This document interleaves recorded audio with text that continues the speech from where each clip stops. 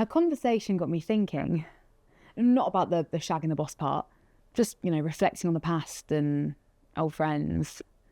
I was suddenly thinking about when I was in school. God, I haven't relived those days in a while. Waiting for one of you to pick me up while I was sitting on that wall in the same spot, so you'd always know where to find me. When I was creating friendships that I had no idea I would hear from years later. We don't have much to say to each other anymore, mind. Not just shattered marriages and the resistance to head home, manifesting itself in that singular pint after work turning into 4. How do you tell people you're trying to superglue your life back together? They talk statistics and figures and become obsessed with bonuses to distract themselves from the ticking clock that is life.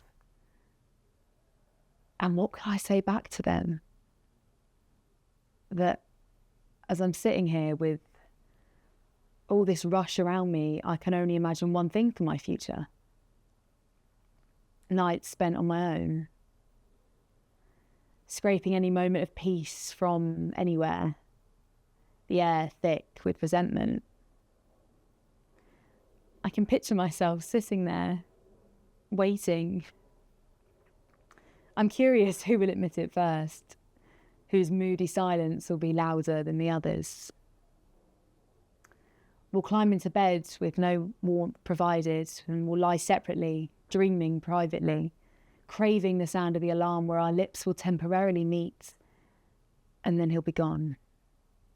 Again.